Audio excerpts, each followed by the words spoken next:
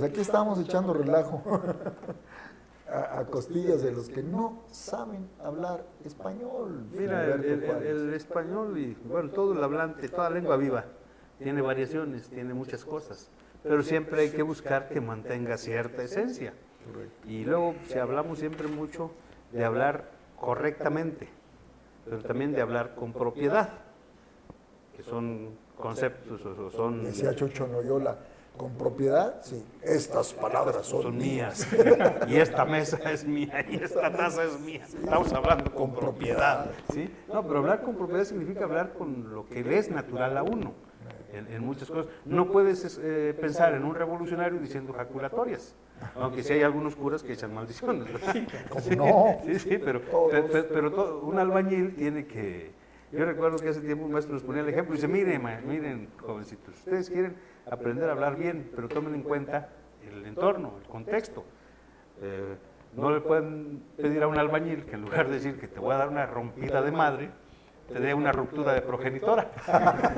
Tiene que ser con propiedad en su contexto. Y se vale en ese momento, en ese contexto, en ese nivel social. Pero si están hablando con académicos, tienen que usar otro lenguaje. Sí, si están hablando con comerciantes de otro nivel, tienen que usar el lenguaje adecuado, pero sin perder la esencia. Yo pienso que, por ejemplo, un comunicador, porque habría las hablas o los usos de la lengua que tú estás marcando muy bien, cuestiones con la habla familiar, con el grupo cultural al que se pertenece, que tiene su lenguaje particular. Pero hay también una propuesta que fue la propuesta precisamente de los escritores del boom, de generar un español universal, que se entienda igual aquí que en Argentina, que en España, que en Bolivia, que en Colombia, y que sea accesible. Que sus referentes sean universales. Y este español es el que el que debe hablarse en los medios. Fíjate que en una ocasión... Porque en un medio, por ejemplo, la literatura mexicana, digamos, de Pedro Páramo, de Juan Rulfo para atrás, pues era muy local, porque todavía hoy un alemán lee Juan Rulfo, traducirlo al alemán, no entiende. Claro. No entiende.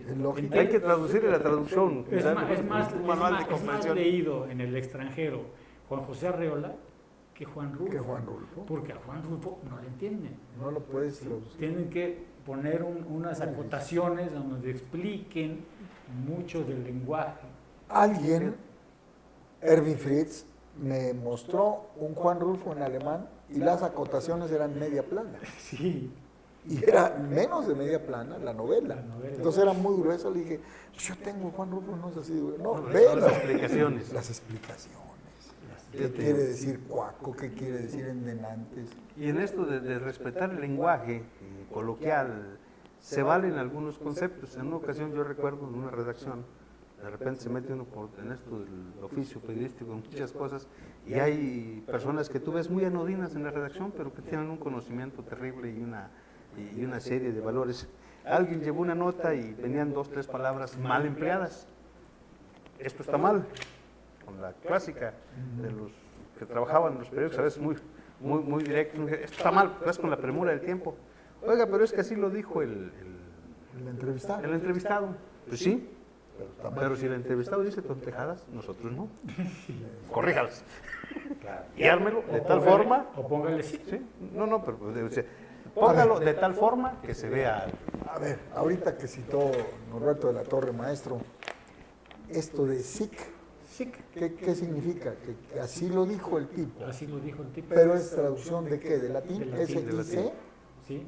¿Qué quiere decir? ¿Así era el original? Así era el original. Sic o ibidem. Ibidem. Significa así en el original.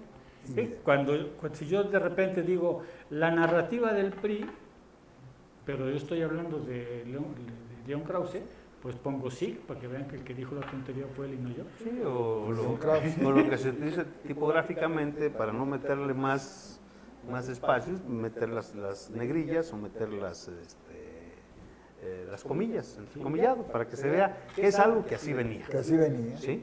Así lo dijo. Pero digo que algunos maestros o algunas gentes que trabajan en el periodismo decían, no hay que abusar de eso, hay que tratar de poner las cosas en la mayor claridad y corrección posible. ¿Pero qué quiere decir SIC, Norberto, Filiberto? SIC, Es una frase latina, no la traigo a la mano, pero a lo mejor pues completa, Norberto ¿no? la grande. la puede consigue googlear, ahorita ahí la en su- googlea. en su- Del latín sic, Sic. así, así. significa así. Así. Dice, en impresos y manuscritos españoles, por lo general, entre paréntesis, para dar a entender que una palabra o frase empleada en ellos que pudiera parecer inexacta es textual. Así estaba en el original. ¿Sí? ¿Es lo Muy que te bien. digo? Así en el original, que es lo que dije al principio, ¿no? Muy bien. Así es. Y luego, No pues, te enojes, Norberto, somos ignorantes. Así.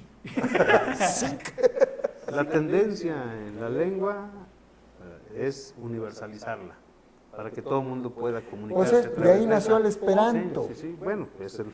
Que el otro día, un jovencito que le agarré mucho aprecio porque no sabía nada de nada, pero estaba vendiendo vinos y licores en una tienda muy grande cuyas iniciales son Liverpool, y no sabía muchas cosas, ¿verdad? Por ejemplo, un día me dijo, es que así me enseñaron, hay un whisky que se llama Glenfiddich, que es irlandés, es escocés. Y le digo, el Glenfiddich, me dice, le digo, Glenfiddich. Yo le dije, el Glenfiddich, y me dijo, Glenfiddich. Le dije, Fiddick, es la pronunciación de ellos. Y dice, ¿sabes más tú que en la escuela que me enseñaron? Le dije, ¿estudiaste en París? ¿Estudiaste en Madrid? ¿Estudiaste en Suiza? No, aquí en Carranza. Ok, vea que te digan cómo se dice Fiddick. Se pronuncia Fiddick. Y así lo empecé a agarrar con cuestiones que no tienen idea cómo se dice porque nadie les conduce, nadie les indica. ¿Sí? Ahorita iba a hacer otro ejemplo, pero ya se me olvidó. ¿Ya se me olvidó? Lo que yo te quería terminar de decir es, yo no estoy en contra de que usen cualquier palabra, incluso palabras a veces arcaicas. Cuando se justifica plenamente. Pero que primero busquen qué significa y que Para la que sepan apliquen, qué que están la apliquen bien. El hecho de rescatar esas viejas palabras es sano porque rehacemos el lenguaje ese que hemos perdido, ese de las abuelas, ¿no? De la palangana y el discar El lavamanos, número, discar. ¿no? La jofaina, en fin, todo este lenguaje que era un lenguaje común y que se ha perdido porque ya no lo usamos. Entonces es bueno rescatarlo, pero bien rescatado. Y lo grave, querido Norberto, es que algunos reporteros, porque periodista es otra cosa, nuevos, jóvenes, escuchan una expresión de esa, como la faena, por ejemplo, lo que decía Norberto, discar, y se burlan porque no saben, No entienden. no conocen. Como mucho tiempo en la Huasteca creímos que guindar era una palabra mal usada en la Huasteca, y resulta que es castiza, guindar es colgar. ¿Verdad? Sí, ¿Ves? pero guindar lo utilizaban por colgar, ¿sí? Pero también algunos lo vinculaban con el color guindo, Ajá, guinda, sí, ¿sí? con el guinda. Que alguna razón tiene, porque las guindillas eran aquellos chiles que se colgaban, se guindaban, se colgaban y después iban agarrando un colorcito Todavía- entre moradito, todavía hay entonces guindilla. era de ahí, este es guindo, Incluso al chile verde le llaman guindilla. ¿sí? No, por eso, es que ese chile se colgaba. Y cuando cambiaba de color, había una variedad de chile que se hacía medio moradito, medio Sí, sí, guinda. oscuro. Medio oscuro. Entonces, este es guindo. Qué rico Ese café. color. Muchas gracias, Pati.